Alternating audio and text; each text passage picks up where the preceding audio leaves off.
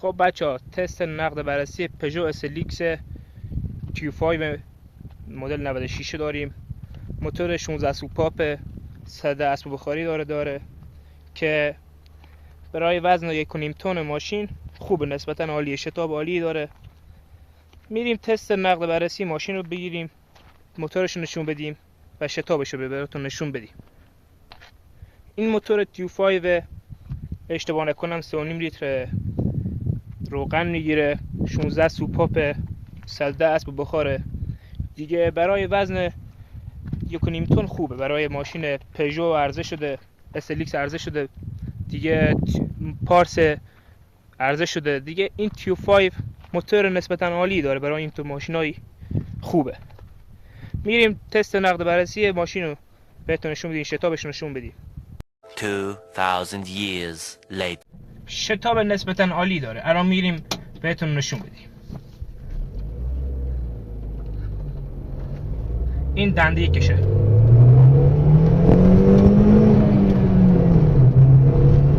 شتابش برای ماشین خوبه، موتورش نسبتا عالیه.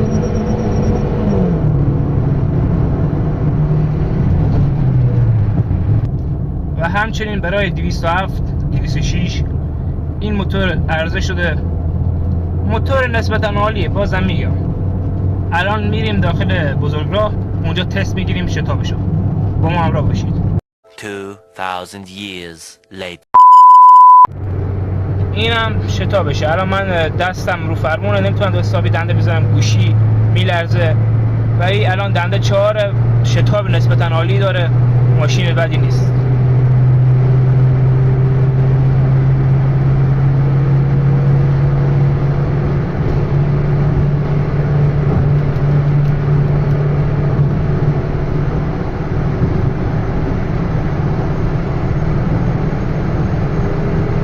هرچی گاز بدم میره، راحت 220 رو میره. اگه سرویساش به موقع انجام بشه، صرفه کلارش نو باشه یا زیاد کار نکرده باشه، 220 رو راحت مثل آب خوردن میره. الان دنده 4 هم خوب داره شتاب میگیره.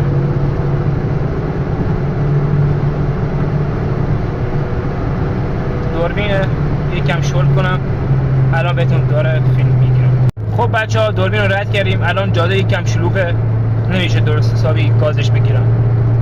با ما همراه باشید که شتابش رو بهتون نشون بدم. الان این ویدیویی که من میگیرم ماشین اسلیکس مدل 97 بدون رنگ تو بازار هست 600 590 580. الان سال 2025 که این ماشین قیمتش این قدره و قیمت نسبتا بالایی داره، ولی بازم کار را به انداز است، ماشین بدی نیست. خب الان میریم که شتاب بگیریم. جاده کم سر بالایی، ماشین کم شل میزنه سر بالایی، باد هم هست، باد شدیده.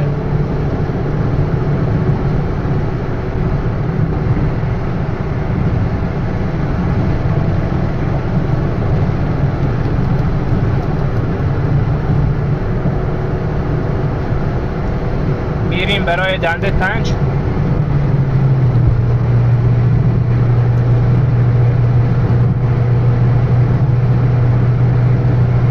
سر و بالایی ماشین شتابش کم، ماشین شل میزنه.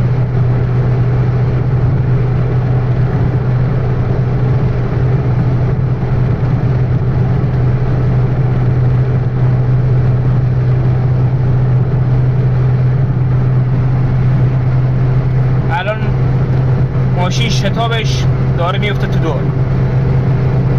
بازار خرید فروش خوبی هم داره نسبتا به پژو معمولی و کم مصرفتره، کمتر خراب میشه.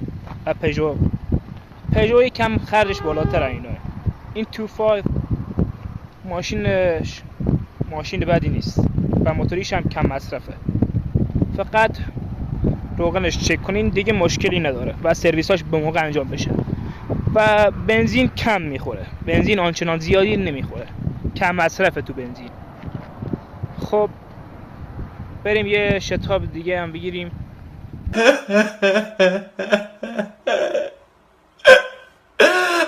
من این ماشین رو دیروز گرفتم تو برنامه دیوار و امروز رفتم دیدمش.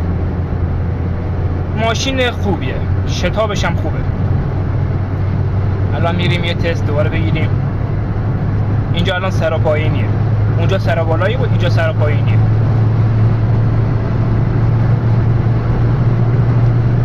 پژو تو سرعت کولر بزنی شل میزنه، پژو معمولی. اما Q5 بهتره، نسبتا به اون پژو بهتره.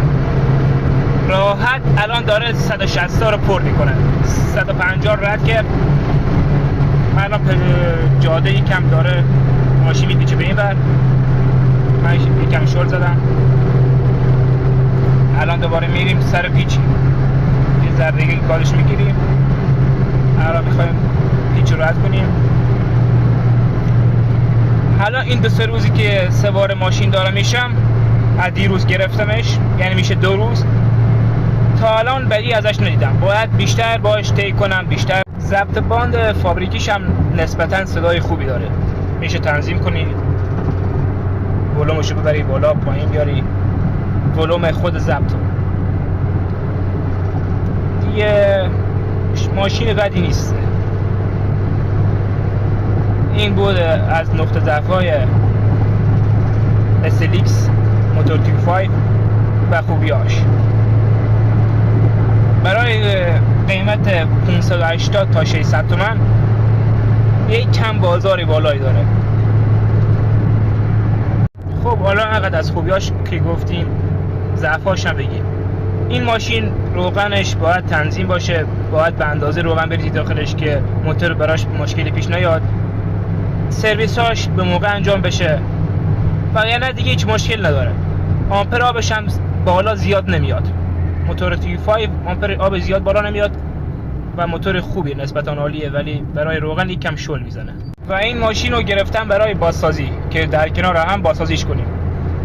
و کانال ما رو دنبال کنید که ما انرژی بگیریم و کارمون رو پرقدرتر و با انرژی بیشتر انجام بدیم. خب کانال SLX ساز رو دنبال کنید، داخل اینستان بنویسید SLX ساز، پیج بنده رو میاره بالا. این بود از نقد بررسی ماشین.